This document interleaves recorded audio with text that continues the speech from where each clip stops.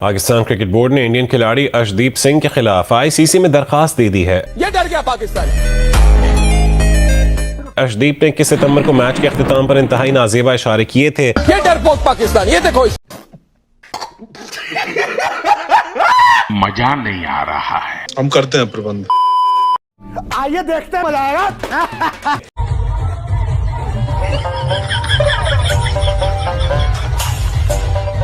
यही नहीं, अभी और सुनिए।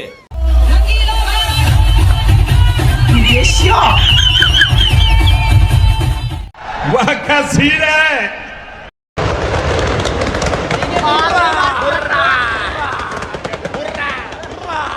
अर्शदीप सिंह, हर्षित राणा, जितेश शर्मा, उन्होंने अबरार अहमद का वो जो सेलिब्रेशन स्टाइल है वो यूं करके विकेट टेकिंग के बाद तो उसको जिसे कहते हैं उसकी मिमिक्री किया, उसको इमिटेट किया कि इस वक्त इंडिया से इस किस्म के जो है वो नफरत अंगेज बयानात भी सामने आ रहे हैं और इस तरह की चीज़ें की जा रही हैं। क्रिकेट अब रह नहीं गया, हम रह गए मोदी और जो हमारे राफेल के जहाज़ हैं। हम जहाज़ इससे बेहतर है कि हम पीएफ के वो अपने फाइटर्स को वहां भेजें।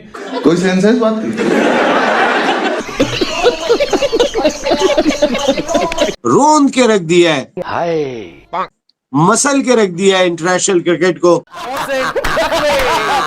ये देखे, यहाँ पर चोर, छिचोरा, गलीज, गद्दा, घिनौना, दो कौड़ी का, भिखमंगा, टटपूंजिया, चपड़ गंजू, यहाँ पर मोहसिन नकवी बुढ़ापे में पागल होता हुआ और ट्रॉफी को जब जीत नहीं पाए तो चोरी करके स्टेडियम से भाग गया एशिया कप की ट्रॉफी लेकर।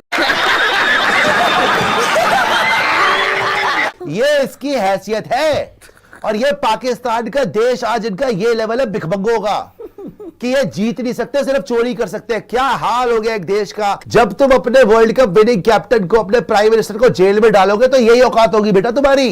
तुम्हारी आर्म्ड फोर्सेस और तुम्हारा आर्म्ड देश और आर्म्ड टीम जो है ना, जब उनको फाड़ के रख दिया इंडिया ने और जब मना कर दिया कि हम इस खोती के बच्चे से, इस पागल के पुत्र से हम ट्रॉफी नहीं लेंगे, तब कुत्ते की तरह भागा वहां पे ट्रॉफी लेके। इंडिया ने जो जेस्चर दिया है, क्योंकि ये मामला यहाँ रुकने वाला नहीं है।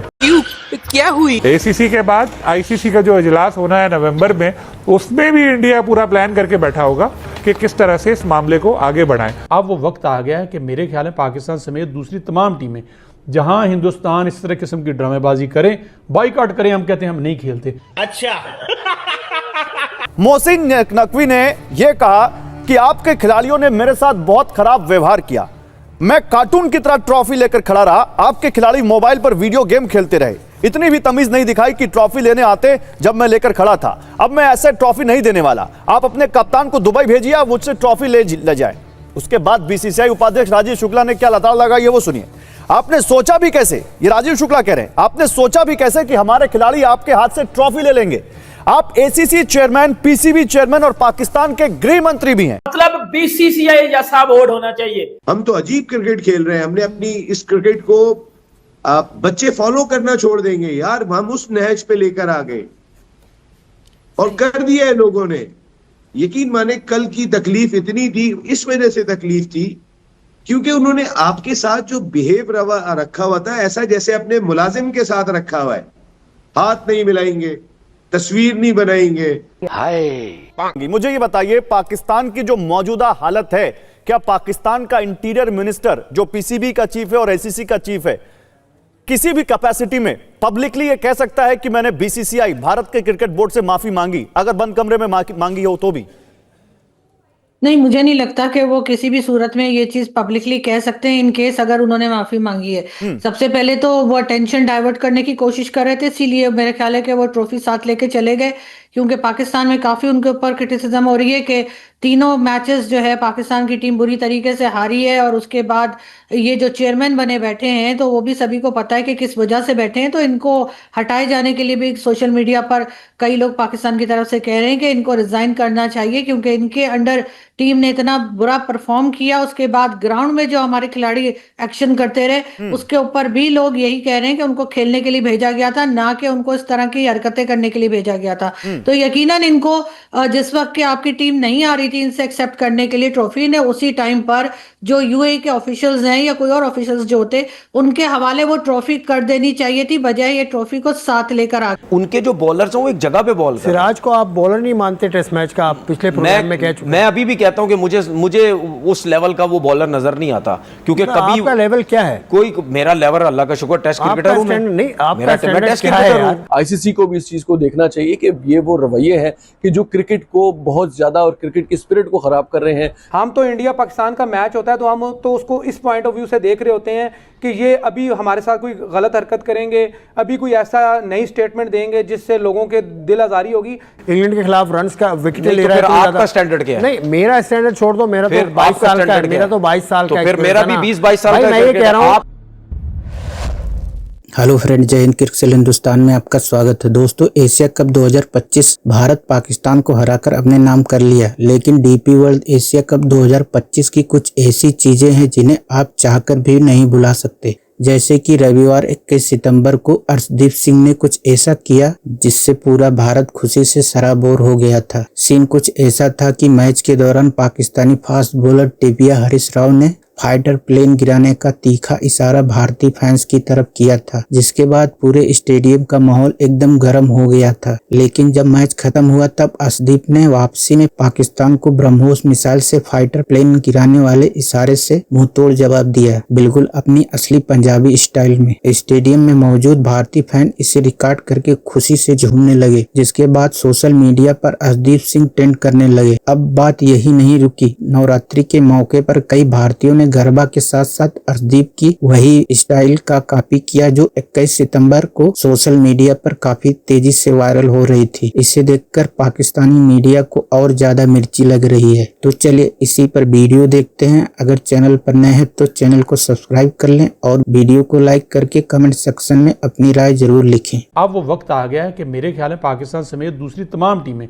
जहां हिंदुस्तान इस तरह किस्म की ड्रामेबाजी करें, बाइकआउट करें, हम कहते हैं हम नहीं खेलते। आप सिर्फ 2 सीरीज जो बड़ी वाली आती हैं आईसीसी के इवेंट, आप इनसे बाइकआउट कर दें, आपके हम नहीं खेलते।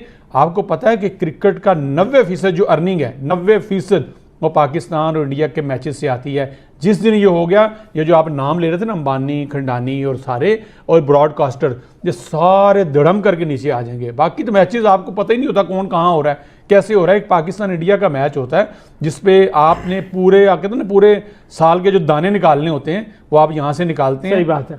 आप जिस तरह कर ये देखिए ना मुदस्सिर, आपने जो बात की किस हद तक क्रिकेट को पॉलिटिसाइज करके सारा।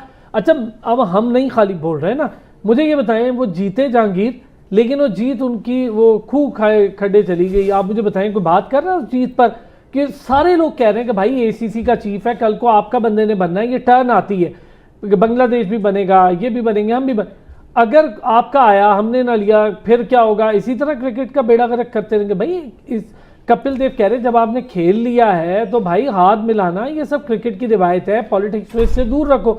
वो कप्तान तो खैर था भी एवं ही बेचारा, वो तो बस बन गया कप्तान, वो भी अब आगे नजर भी नहीं आएगा।